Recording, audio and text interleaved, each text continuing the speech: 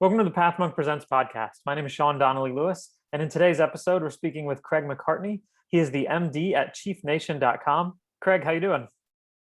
I'm good. Thank you very much, Sean. Great to be here. Talk about Chief Nation. What do you guys do? Why do you do it?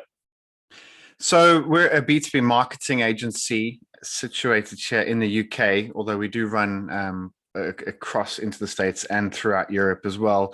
And essentially what we do is we help technology companies get face-to-face with their key buyers. And that's the sort of, we live and die by that sort of engagement. And, we want to help you start conversations and hopefully initiate a new business relationship.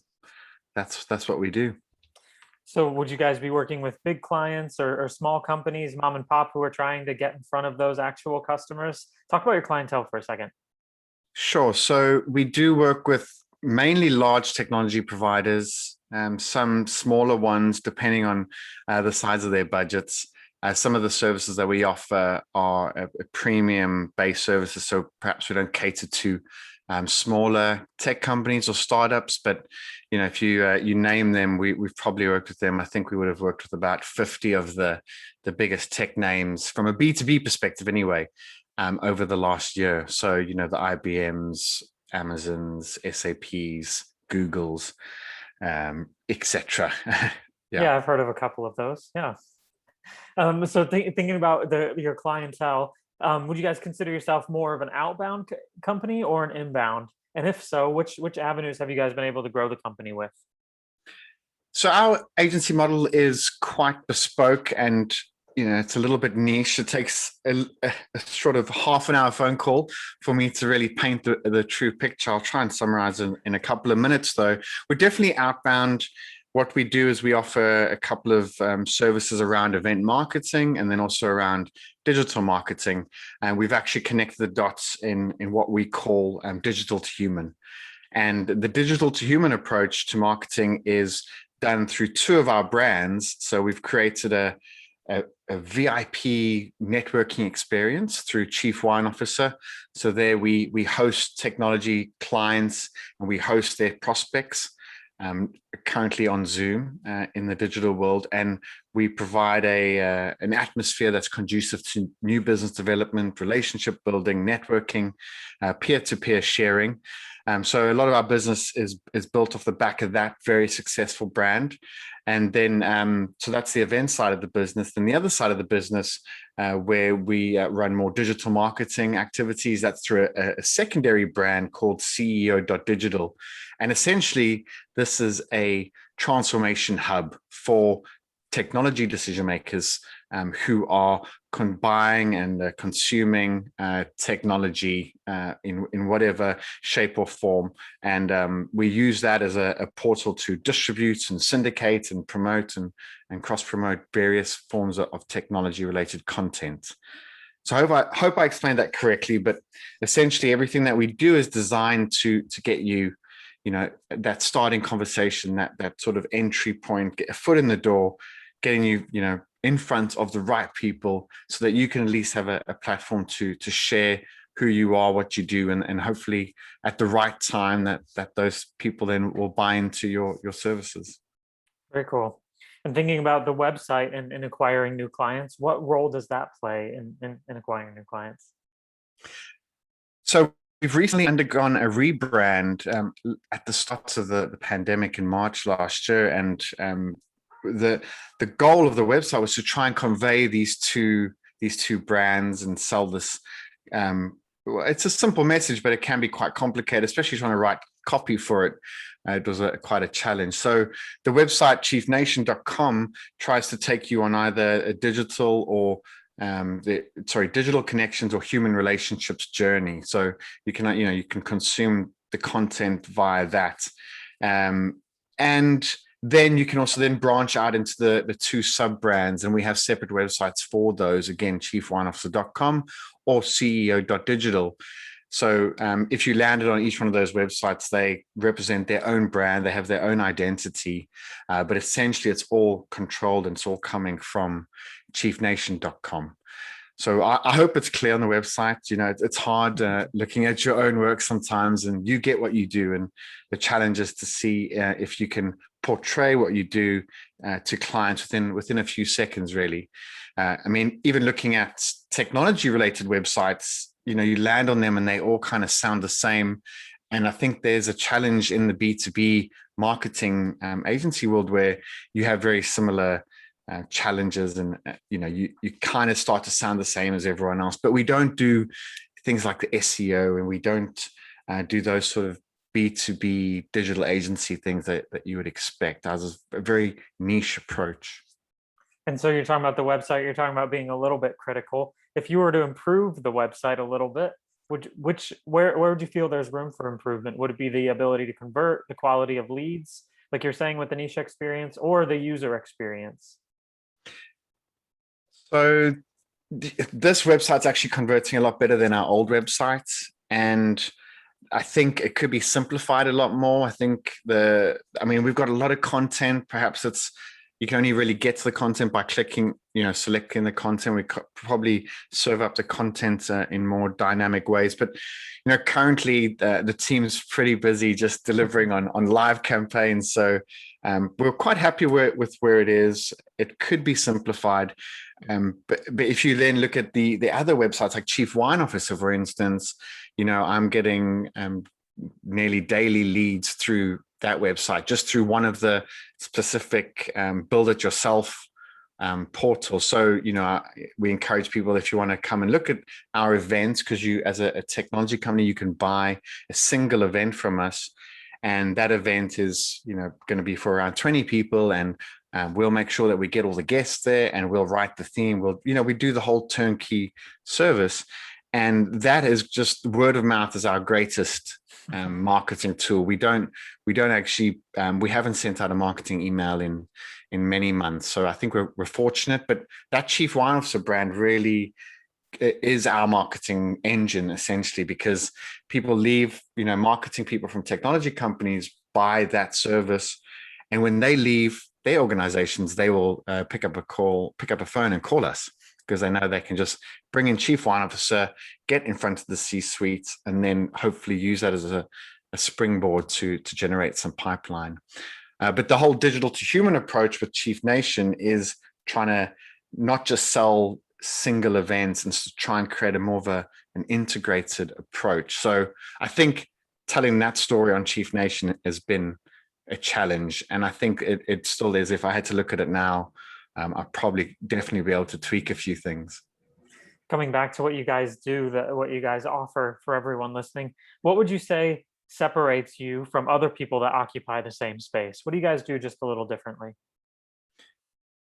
A lot of B2B agencies promote generating audiences with the C-suite, or generating leads with the C-level executives from big enterprise organizations.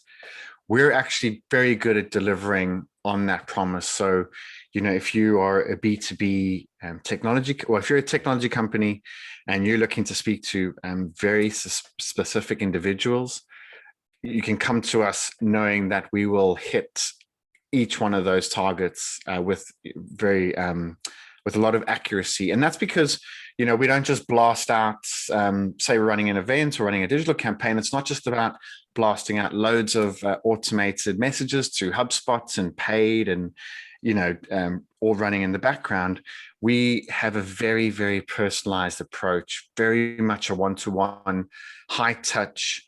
If you're talking to the C-suite, you can't just blast, 6 emails at them from HubSpot and hoping that they're going to be interested in what you have to say. You have to build a bit of rapport. You have to establish a personal connection. And that's what our team does very, very well. And they spend a lot of hours just doing that very manual, very laborious work at times, just to make a connection, just to get one response. And it's not just about generating hundreds and hundreds of leads. It's about generating 10 to 15 absolute perfect leads. And that's why our clients will come to us again and again, because, we have that due diligence, and we put a lot of time and effort into these very small wins, but hopefully hitting the sort of quality over quantity. And then, I think the Chief Wine Officer brand is very strong. People love it.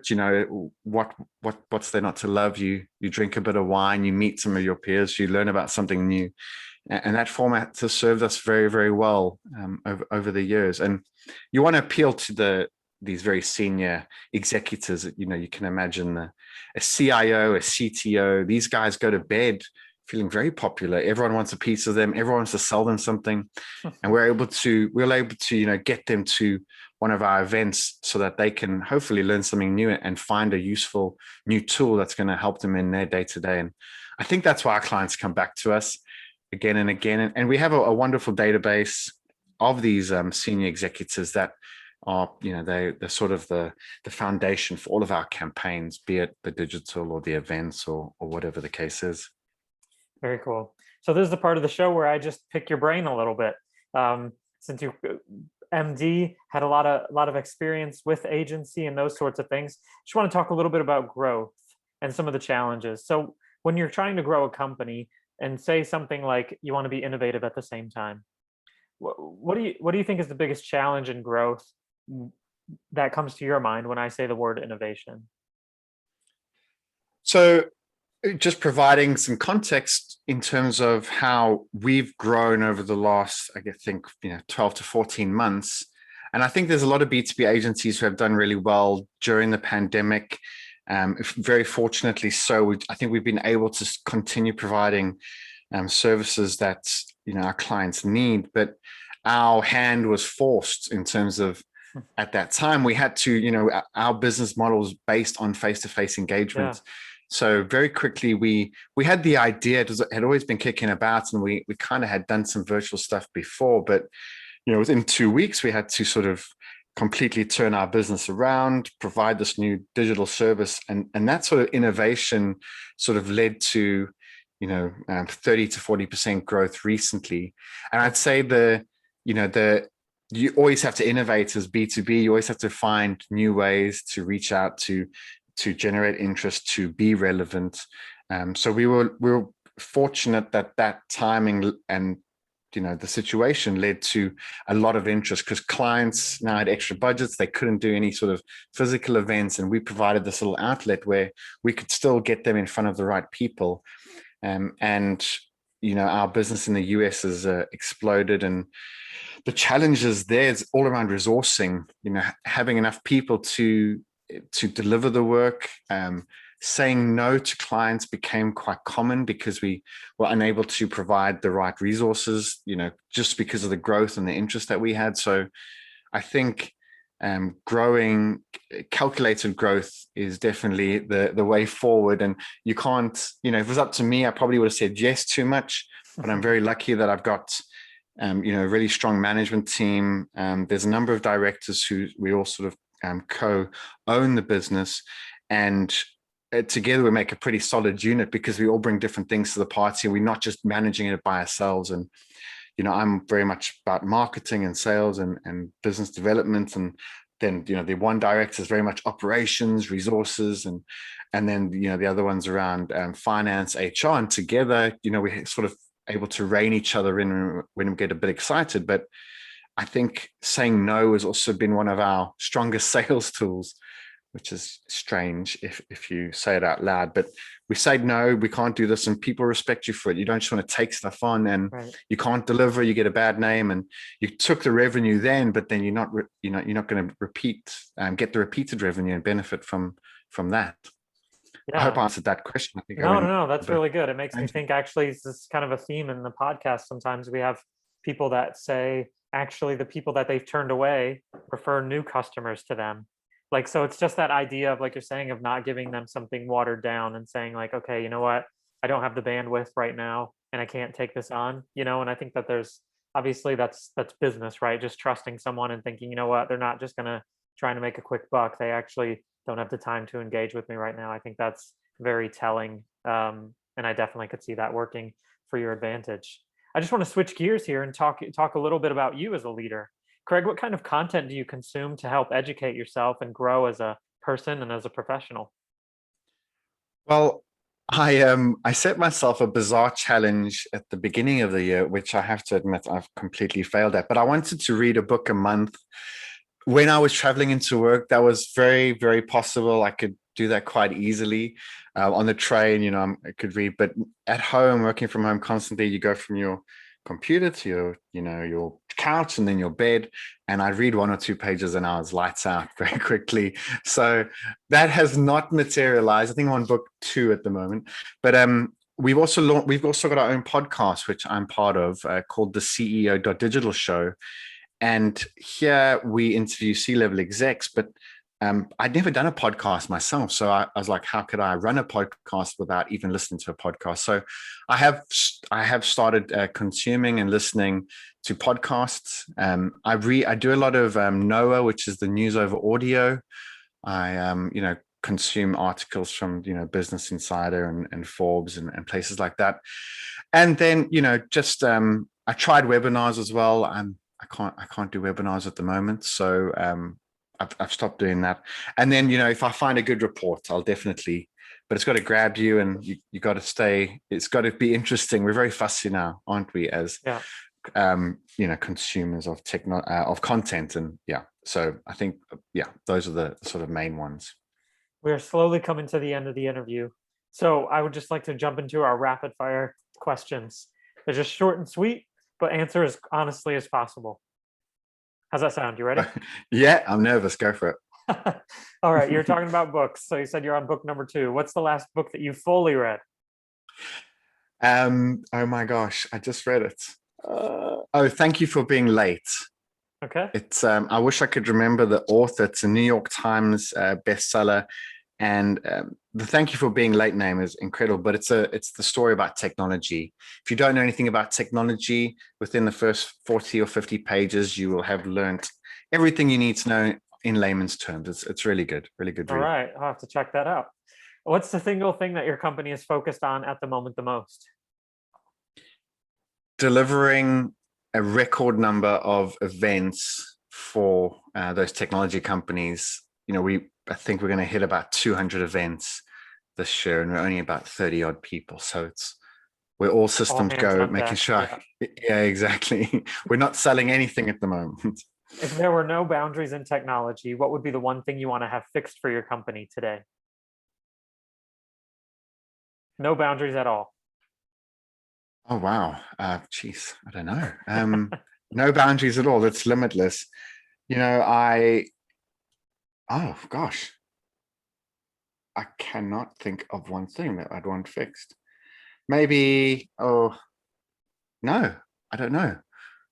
Maybe more a better Zoom experience, a more sort of AI. No, what's it called? Augmented reality, sort of, where you can interact a bit more with the digital platform. That's a lame answer, isn't it? Oh well. No. Next. I think one of the guys last time said technology so I could become immortal. So, Oh wow. Okay. Well, I don't want to be an agency owner for the immortality. I'd like a bit of a break. Makes sense. What's the last thing that kept you awake at night about your company? Or do you sleep well? I sleep pretty well. I think the only times I don't sleep is if I'm hosting a West Coast event, because I host probably 50% of the events that we do, and if we're hosting a West Coast, I'll be up from up until 3-4 a.m. in the morning, so that keeps me awake, I guess you could say. Work literally keeps you awake. Yeah, literally. Yeah. All right, everyone, that was Craig McCartney. You can check out all the great work that they're doing at chiefnation.com. Thank you so much for being on the show today, Craig. For the last order of business is the last word. So if you want to sum up everything that we talked about today, or if you feel like there's something that we've forgotten, I just want to give you the last word today. The floor is yours. The floor is mine, and I'm absolutely stunned. No, I always revert back to I read this book where this main character is called Logan 9, and he's a bit crazy, but his motto is better to do it than live with the fear of doing it. And I think whenever you're sort of procrastinating or putting something off, you just get it done and move on. And I think that's the same with anything in business or life in general. If it's worrying you, you're scared of it, or you don't want to do it, just get it done and move forward. Thanks for your time today, Craig. Okay, cool. Thank you very much, Sean. Great to be here.